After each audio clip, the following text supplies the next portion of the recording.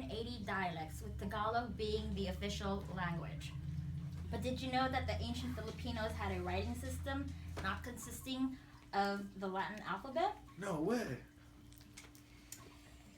I will recite a portion of a poem written in 1869 by a Filipino political leader and author, Dr. Jose Rizal.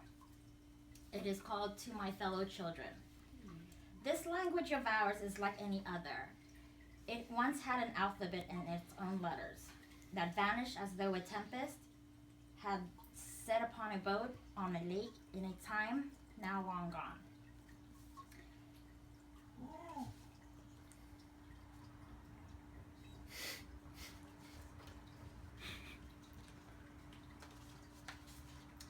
This language is Baybayin, that Dr. Rizal had spoken of.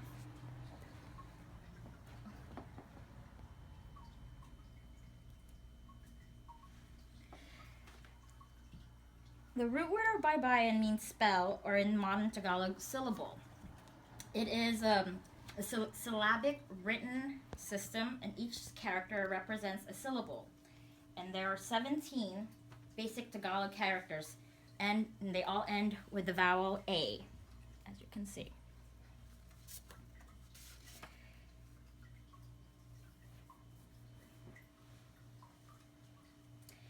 And there are no final consonants in each syllable.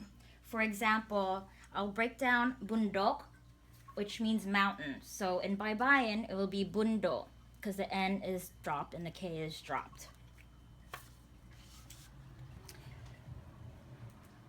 So the true origin of Baybayin, unfortunately, it's unknown. It's clearly unknown, but it has the resemblance of the Kawi script from Java, Indonesia, Old Malay, even the Sulawesi. And as you can see, they all have similar scripts. And this might have been adopted through trading goods.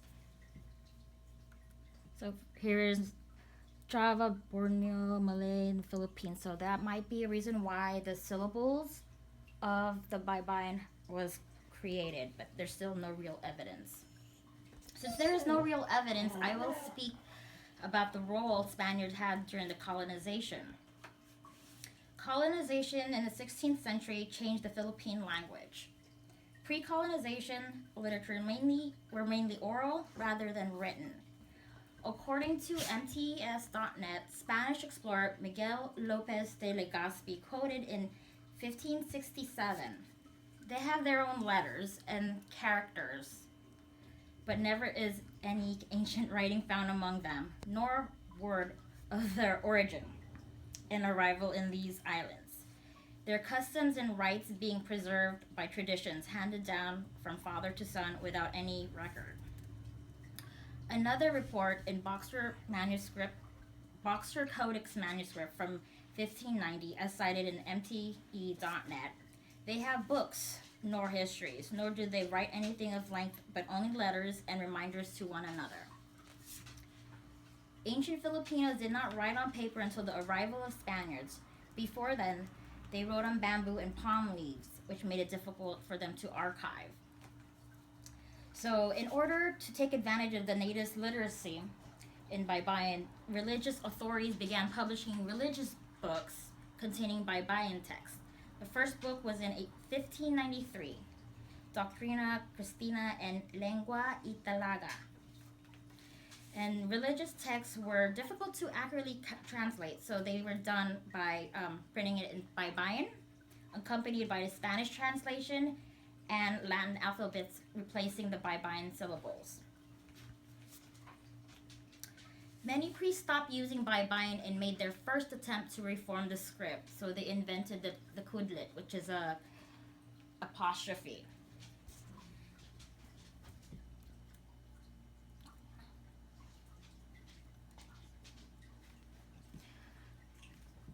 Under syllabary script, they used the apostrophe under the syllabary script in order to cancel out the inherent A sound. According to Paul Murrow on MTE.net, a practical reason for abandoning Baybayin to Latin alphabets was because it was easier to learn, and Filipinos were able to obtain jobs like a secretary, clerks, in order to maintain a living in the under the Spanish rule. Um, Ancient Filipinos were literate before colonizations. Ancient Filipinos literate. Okay, accounts to Legazpi and the Boxer Codex manuscript